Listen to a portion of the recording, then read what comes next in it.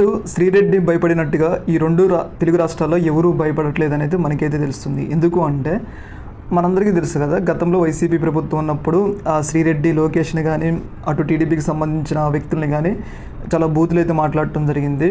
రకరకాలుగా అసభ్య పదాలను ఉపయోగించి మాట్లాడటం అయితే జరిగింది. ఇప్పుడు వైసీపీ ప్రభుత్వం అధికారం పోయింది కాబట్టి లోకేష్ సంబంధించిన టీడీపీ ప్రభుత్వం అధికారంలోకి వచ్చింది కాబట్టి మనందరికీ తెలుసు కదా, లోకేష్ గతంలోనే చెప్పాడు రెడ్ బుక్లో పేర్లు రాసుకుంటాం. ఇప్పుడు ఎవరెవరైతే టీడీపీకి వ్యతిరేకంగా వ్యాఖ్యలు చేస్తున్నారో, బూతి మాటలు మాట్లాడుతున్నారో వాళ్ళందరి పేర్లు రెడ్ బుక్లో రాస్తామని చెప్పేసి లోకేష్ గతంలో ప్రకటించడం జరిగింది.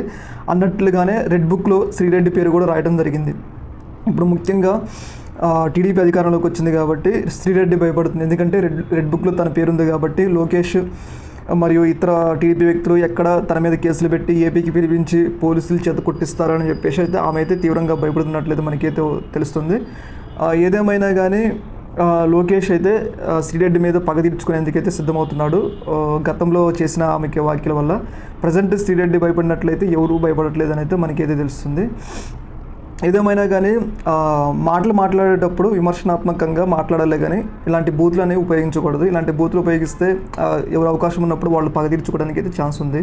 దీని మీద అయితే మీ అభిప్రాయం